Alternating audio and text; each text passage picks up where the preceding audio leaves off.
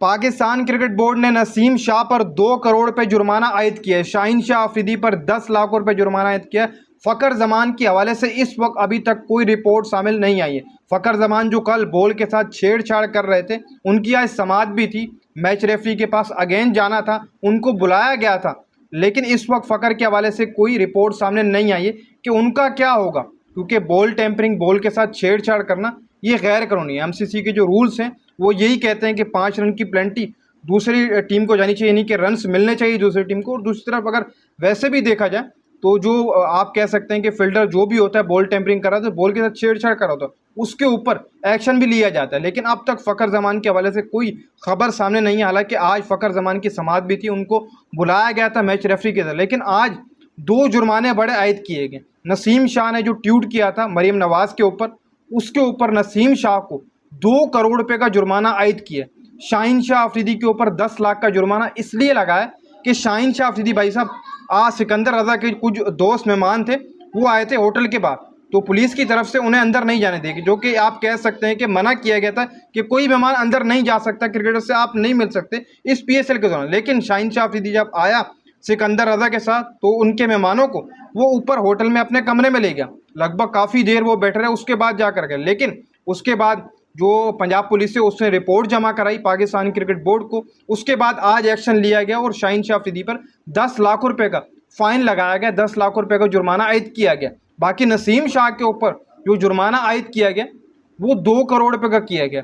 बाकी ये है कि नसीम शाह का जो कैरियर है वो बच चुका है।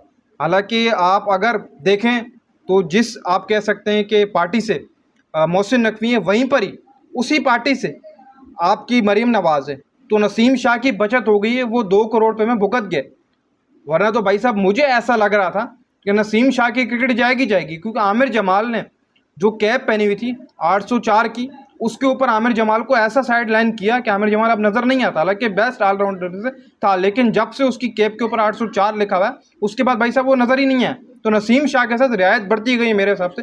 खाली 2 करोड़ रुपए का फाइन लगाया गया नसीम शाह के ऊपर, बाकी मैच कोई बैन नहीं किया गया, सिर्फ 2 करोड़ रुपए का फाइन लगाया गया। शाहीन शाह अफरीदी पर 10 लाख का जुर्माना इसलिए लगाया गया, शाहीन शाह अफरीदी कुछ मेहमानों को होटल में ज़बरदस्ती अपने कमरे में लेकर गए थे, होटल के अंदर एंट्री करवाई थी उनकी, तभी आपके शाहीन शाह अफरीदी के ऊपर 10 लाख जुर्माना। बाकी फ़खर फिल वक्त बच गए।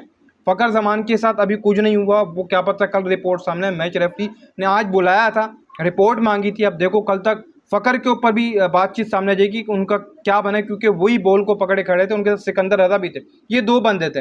बाकी अगर देखा जाए तो इस पीएसएल के अंदर कंट्रोवर्सी रही है। पहले दिन आपने देखा कि जर्सी का कलर उतर गया हैदराबाद किंग्समैन का, भाई साहब आप कह सकते हैं कि बॉल के ऊपर पिंक कलर चला गया, एक वो हो गया।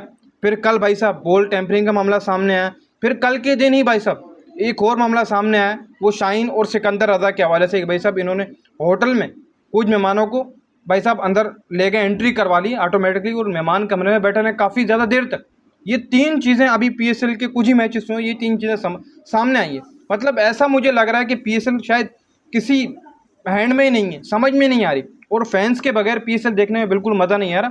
उसके ऊपर रिपोर्ट है कि वो भी कुछ दिन तक वापस आ जाएंगे। लेकिन इस वक्त जो है नसीम शाह के ऊपर 2 करोड़ का फाइन बड़ा ही लगा, जो कि मेरे हिसाब से लगना नहीं चाहिए, उनको छोड़ देना चाहिए था। लेकिन सेंट्रल कॉन्ट्रैक्ट में प्लेयर है, तो प्लेयर्स के खिलाफ भाई साहब प्लेयर्स को छोड़ा नहीं जाता है, पहले रिपोर्ट मांगी जाती है। आप कह सकते हैं कि शोकास नोटिस जारी किया जाता है प्लेयर को, फिर जवाब मांगा जाता है। अगर प्लेयर कहीं ना कहीं गिल्टी पाया जाए तो भाई साहब उसके खिलाफ फाइन किया जाता है, बैन किया जाता है। लेकिन अच्छी खबर ये है कि नसीम शाह बच गया, 2 करोड़ रुपये में नसीम शाह बच गया। वरना तो मेरे हिसाब से मरीम नवाज़ के ऊपर ट्वीट करना पंजाब के अंदर ये बहुत मुश्किल बात है। फिर दूसरी तरफ चेयरमैन भी उसी पार्टी का आपका हो, फिर आप बच जाएँ 2 करोड़ रुपये के अंदर, ये बहुत बड़ी बात हो जाती है। 2 करोड़ रुपये का जुर्माना लगा है नसीम शाह को। ऑल ओवर देखा जाए समझ लो कि उन्होंने अपनी आधी पीएसएल की कमाई, इस सीज़न की कमाई भाई साहब वो पीसीबी को दे दी है कि आप भाई साहब रख लें। उनके ऊपर पाकिस्तान क्रिकेट बोर्ड ने 2 करोड़ रुपये का जुर्माना लगाया है। शाहीन शाह अफरीदी 10 करोड़ रुपये में चला, 10 करोड़ रुपये जुर्माना। मतलब मज़ा नहीं आ रहा कि पीएसएल कंट्रोवर्सीज में ही भरा हुआ।